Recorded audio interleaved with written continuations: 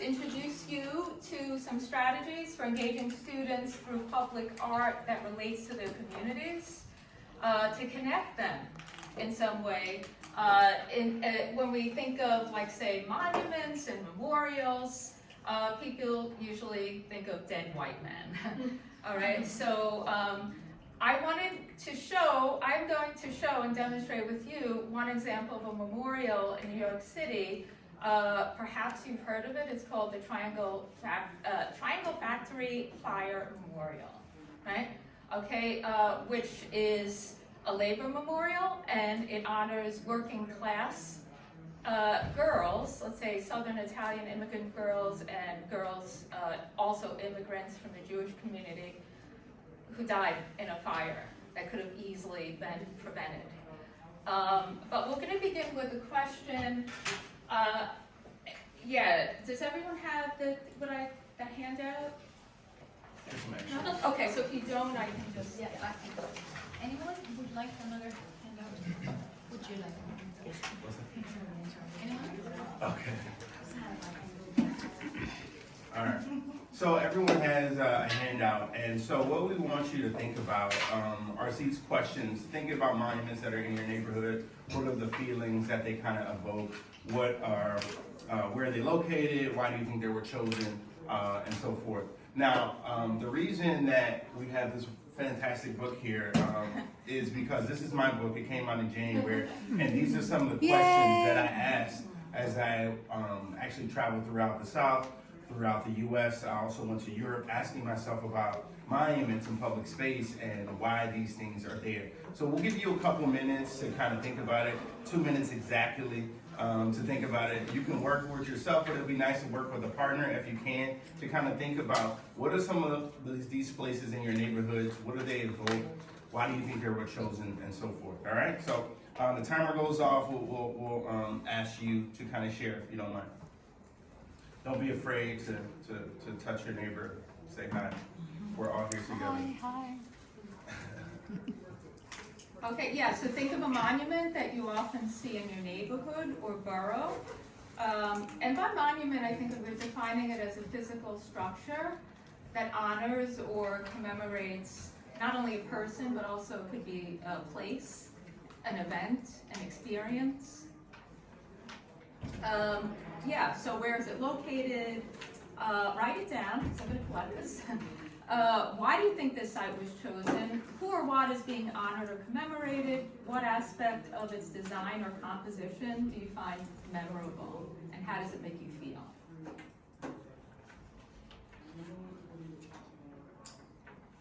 Alright, we got about a minute left. There's no wrong answers. This is not a quiz, so don't feel so pressured.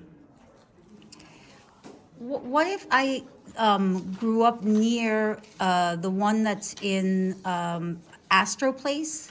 It's a diamond, and you have no idea why it's there. Yet it's movable, it's engaging. Yes, write that down. Like why you have no idea. I think that's what we're going to get into. Like, how do you figure these things out? And if you are a member of this community, is there a reason that you don't know? Is there a reason that you should know?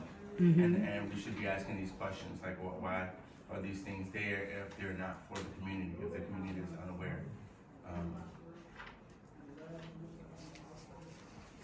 Just about 20 seconds left. And also because this is for first year writing students, in most CUNY classes, research is required. So this would be a good research project. To go out into the world. To go into the world and figure out, where does this come from? Yeah, it's a really good companion book as well if you want to adopt it for your class.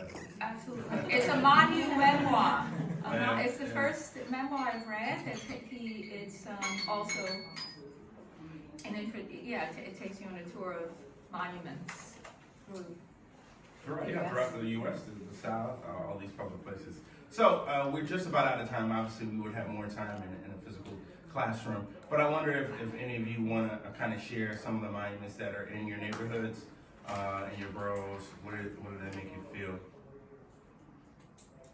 Not all at once. Yes.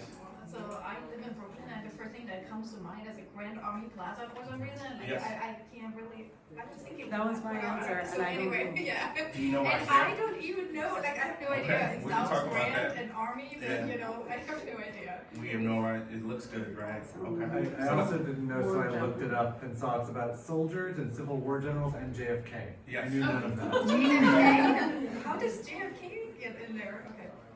There's a large monument in my neighborhood park where I grew up in Brooklyn, Carroll Park. Okay.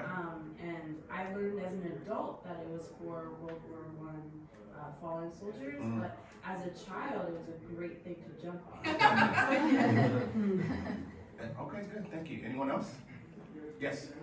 I have the Ridgewood Veterans Triangle, which has like a circular pillar thing, Yeah. which I am sharing because I think it's interesting that all of these are war monuments, and Mm. I don't want that personally. Okay, good. I was gonna ask like about feelings. You know, most of us haven't shared about the feelings. You're trying to figure out what is it there for, but does it make you feel good? I guess we did hear one, like it made you feel like a kid to jump on there and to enjoy it. But you don't necessarily love all these ideas of war. Why are we memorializing war, right?